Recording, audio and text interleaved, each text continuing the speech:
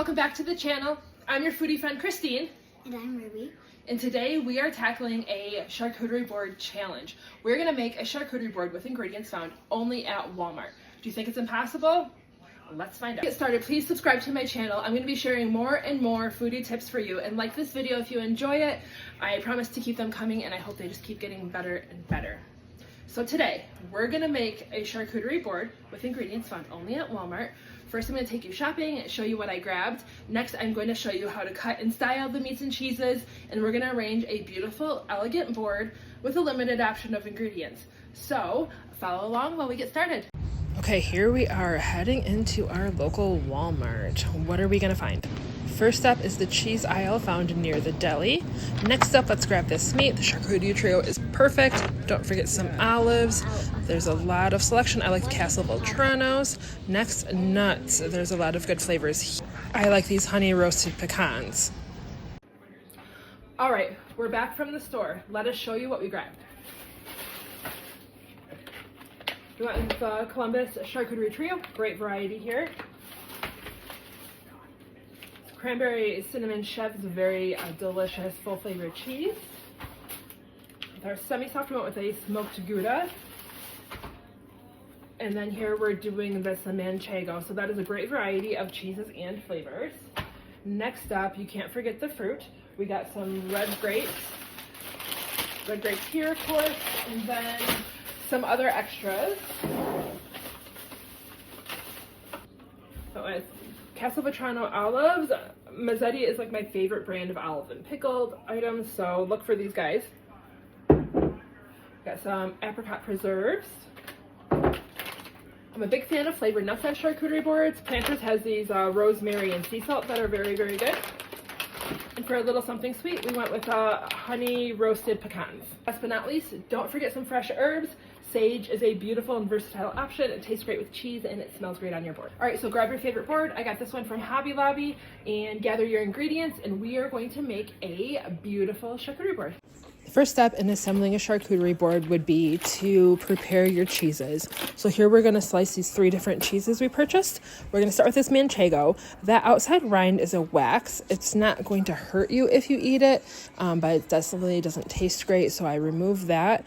And then I slice these into about 1/4 inch slices. You'll get roughly 10 slices out of each wedge of manchego.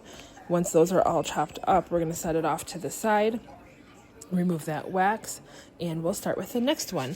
Now this process is pretty quick and simple, and this is a foolproof way to cut these types of cheeses. You can cut any wedge like the manchego, any circular cheese here.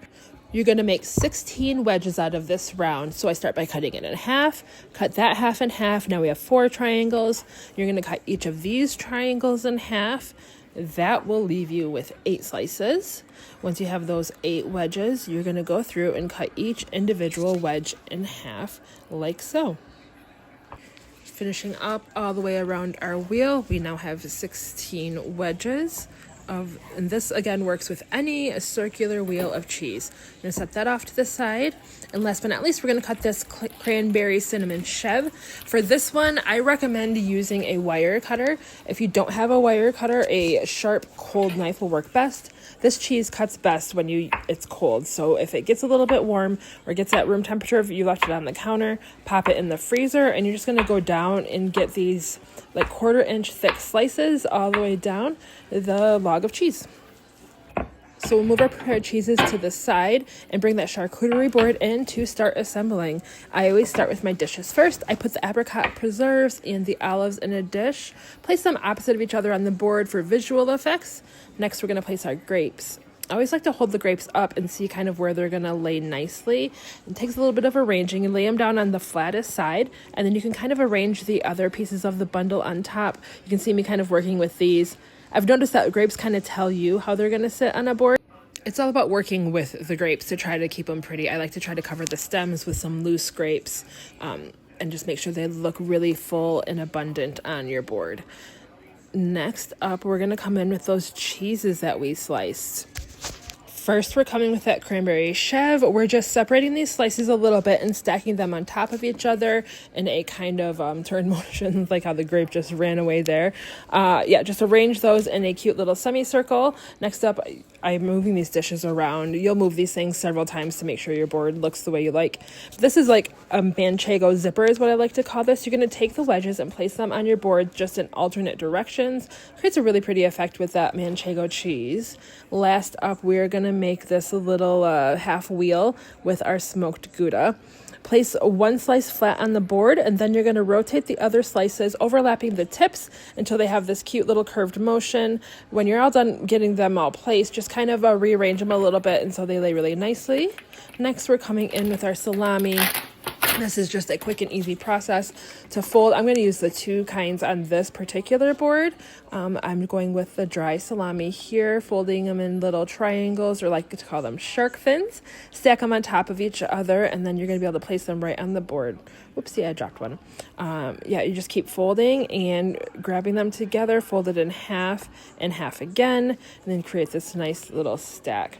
Remember, when you're placing these salami folds on your board, I like to put it in between two like bookends or something to hold it into place. Give it a little fluff when you put it down, and it just looks so pretty sitting right between those two cheeses. Next up, we're going with the peppered salami. With the peppered salami, I'm going to do a little bit different of a technique. I'm going to do what I call salami chains. We're folding it in half, fold it in half again, overlap about halfway, and then you're going to hug. I go through this really fast because I have made thousands of salami chains, so you might need to pause or rewind to see how this is going. But essentially, you're just overlapping and hugging is what I call it. Overlap and hug, fold in half, overlap, hug, fold in half, overlap, hug, and you're alternating sides. And something about this process is just so relaxing to me. For this salami chain, I'm using about 12 slices of salami. I used roughly 10 slices of salami in that dried salami fold we did at first. I'm going to tell you this board is going to serve like 2 to 4 people for an appetizer. This is a great quick option if you're having friends over, if you want just a little snack before dinner. And there's our chain placed on there. Next, we have our major ingredients going. So we're going to add our nuts to finish off this board. Starting with these rosemary, sea salt cashews. I am putting them right here in this. You'll see this big blank space here by our peppered salami. That's going to help keep the salami in place and fill in the space between our jams and our meats. Next up, I am going to do, I don't really love the way this is looking, so we're going to do a little bit of zhuzhing, a little bit of rearranging. You can see I'm going to move this cheese a little bit to fill in the space. Something about a charcuterie board looks more abundant when you don't have any blank spaces. So when you get to the point where you've placed your meats and cheeses, you could feel free to rearrange some things to get it a little bit tighter. It's going to look fuller, more abundant, more beautiful. I think that blank space is wasted space on a charcuterie board, so just kind of pull things in together. Next, these honey pecans. I put some over here by that cranberry chev because they taste so good together. And then I filled some again next to these grapes. And look how full and beautiful this board is looking. We've got everything done, but the last is the fresh herbs. And I consider these like the makeup of a board. Something about it. The board's beautiful as it is, as you can see. But once we add these fresh herbs, it just gives it a more professional and beautiful look. It's a nice pop of color. And again, the fragrance really adds something to the board. And if you haven't tried it, I would highly recommend trying some fresh herbs on your cheese. I like to add them just right on top of the cheese with a cracker, some jam, some sage with some manchego is a really good choice. But I'm just ripping off some of the leaves here, breaking them down.